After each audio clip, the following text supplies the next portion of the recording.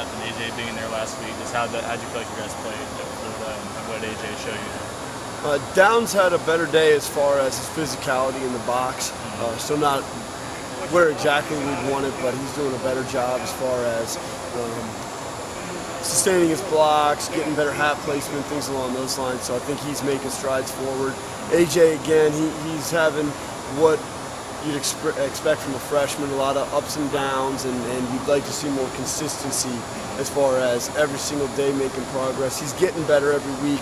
You wish it was a day in, day out process as far as getting better. As with most freshmen, you see the ups and downs, the tough times as far as being a rock star a year ago and then now being a little bit more humbled, and that can be difficult. So, but he's making progress. Is Woody getting any closer? I mean, where's he kind of at right now to being able to? Woody's had a better week of practice this week. He's picked up a couple things as far as the things I've been asking him to do. So he's taking steps forward, and if he continues to progress, I see him getting more in the mix as the year goes along. What's been the key for Woody? Why has he had a better week of practice, Mark? He's playing more physical. That's the biggest thing, is that he's playing with better pad level, playing more physical, and those are the things that we're asking him to do. I mean, first and foremost, our tight ends have got to be physical guys at the point of attack. They're not a receiver, they're a tight end. They've got to be tough guys, and that's what we're asking them to do now. We obviously throw those guys the ball quite a bit and so forth, but if you're not willing to do the first part, then the second part's not going to play a role either. For guys like Branisell and Quinn, how difficult is that when it's a level of physicality that they've not remotely approached before? It's an adjustment process for anybody going from one level to the next level, and I think that a lot of times the receiving aspect of things comes a little bit easier because that's not the part that's as difficult going to college, where the guys are bigger and more physical. That's the tough part, is being able to win your one-on-one at the point of attack and making that step forward when the competition level is greater.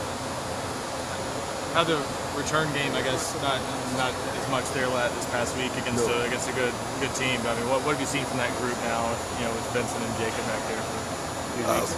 We didn't do a very good job in any aspect on kickoff return, from the return not hitting in the proper spot to losing our one-on-ones, or unfortunately our double-team battles.